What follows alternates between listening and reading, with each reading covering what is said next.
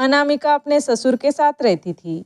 वो अपने ससुर को पिता समान मानती थी, पर उसके ससुर ने उसे कभी भी बेटी का दर्जा नहीं दिया। बात उस समय की है जब शादी के 2 साल बाद उसके पति का ट्रांसफ़र हो गया था। उसके पति ने उसे कहा कि कुछ दिनों के लिए तुम और पापा यहीं रुक जाओ।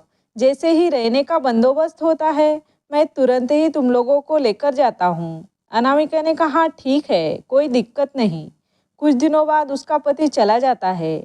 अनामिका उसके ससुर की अच्छे से देखभाल करती है, उनकी खूब सेवा करती है, उन्हें अपने पिता समान मानती है। पर अनामिका के ससुर ने उसे कभी भी बेटी का दर्जा नहीं दिया।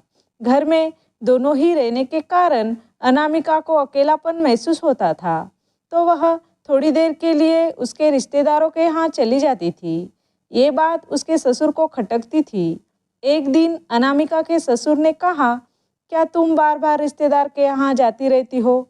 तभी अनामिका कहती है, अपना मन बहलाने चली जाती हूँ। तभी वह कहते हैं, वहीं जाती हो ना? अनामिका कहती है, ये क्या बोल रहे हो आप, और कहाँ जाऊँगी मैं?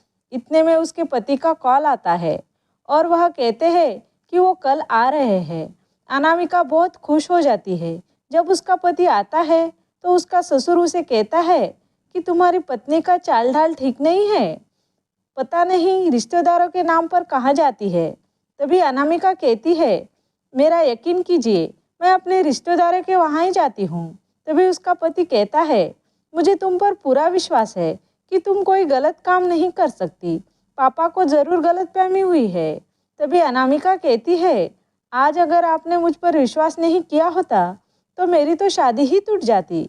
तभी उसका पति उसे समझाता है कि पति पत्नी का रिश्ता तो विश्वास पर टिका होता है और मुझे तुम पर पूरा विश्वास है।